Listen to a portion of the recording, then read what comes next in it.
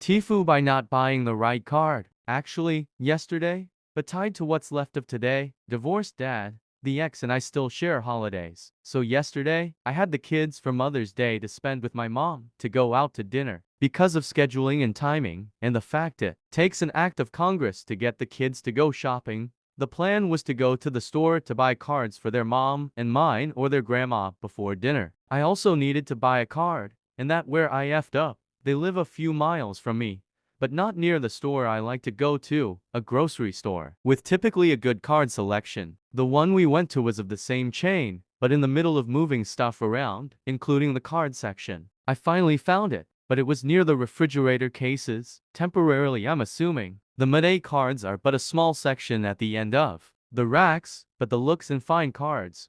I look for a not too mushy one for my mom, and think I found a good one, but it was mixed with other cards, so I try to find where it came from to get the matching envelope. No luck. Must have been the last of that kind. Find an envelope that fits. We go and pay for them and get on our way to the restaurant. We're already running a little behind. We meet mom there. We get sat, get drinks, we order, etc. I hand her my card, then the kids theirs. She opens theirs, along with the gift cards they picked out, too. Then she opens and reads mine as I'm sipping on my drink. She then looks to me and says, "You didn't read this, did you?" I'm thinking, yeah, I did. It said mom on the front, had all the nice stuff on the front, inside on the left and right. What did I miss? Well, with the rush we were in, the cards, unconventionally located, a smaller than usual Made card selection. The reason it was the only card in that section was because it was a birthday card. I didn't look at the inside right of the card.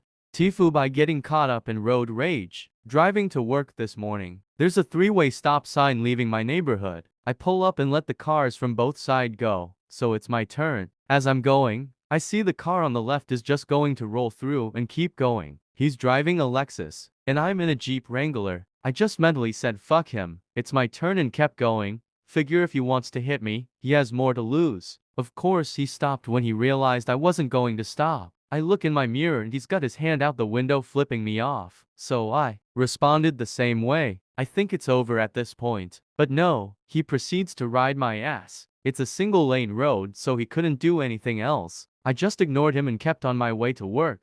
Next intersection I turned onto a main street that is 2 lanes, and he followed. As soon as we hit that main street and smashes the gas pedal and whips around me, flipping me off as he did. Then proceeds to get in front of me and brake checks me. My Jeep doesn't stop on a dime, and I had to smash my brakes to stop from hitting him. He then just sat there blocking me, not moving. So I switched lanes to go around, and he sped up, got in front of me, and slammed his brakes again. Once again, I'm stuck and he's not moving. Repeat the same damn thing 2 more times. So at this point, I switched lanes and hit my gas pedal hard to try to get past him. Of course my Wrangler is no match to his Lexus, and he sped up to block me again. But this time he swerved into my lane in such a way that my only option was to hit him, or jump the curb into the median. I chose the latter, popped the curb, and onto the median, and stopped. At that point he sped off. As soon as I got back on the road, my ESP and BAS dash lights lit up. So apparently when I popped the curb I damaged a speed sensor. So now I'm going to have to pay to get the speed sensor replaced.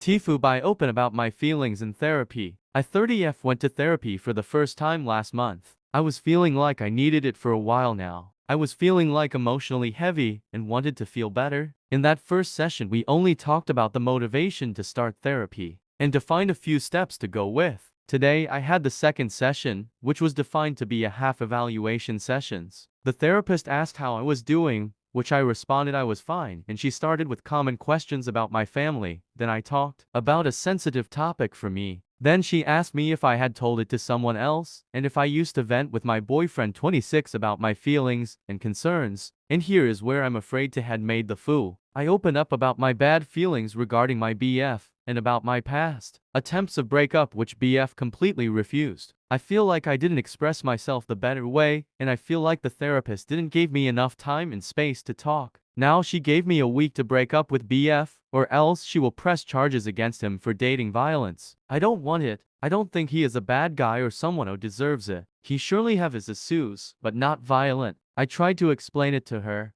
but she told me I was giving excuses like the other victims. I don't think I can break up with BF in a week. I need more time to figure out how I'm feeling about him and about us as a couple. But I don't want him to go through charges. He doesn't deserve it. I'm afraid to drop out the therapy, and the therapist pressed charges because of the dropping. I actually would like to keep going to therapy, and I like the way the therapist is so objective. I don't know what to do now. My mind is blowing. I can't stop crying. My chest hurts. If someone could give me some advice, it would be great. Later, I told my therapist that I tried to break up with BF before and he refused. Now she gave me a week to put an end in the relationship, or else she will press charges against him for dating violence. I feel like I didn't express myself in the better way, neither she gave me the opportunity to, and now I'm blowing.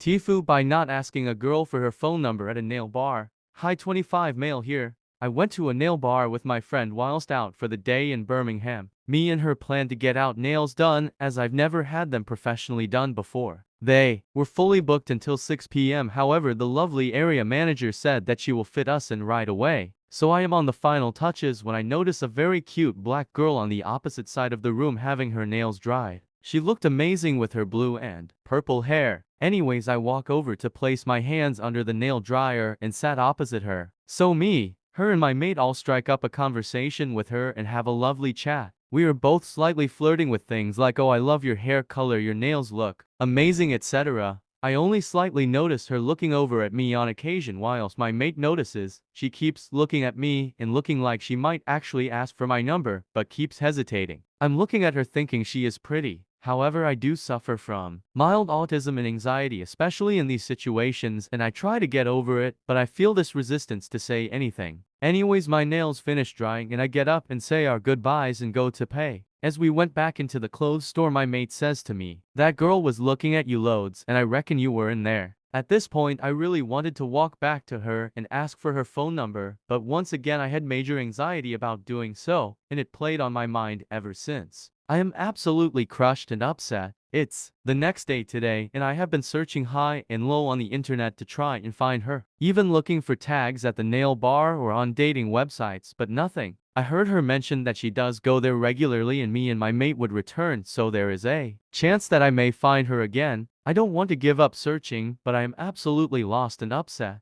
TIFU by joining an indoor soccer program at my local rec center.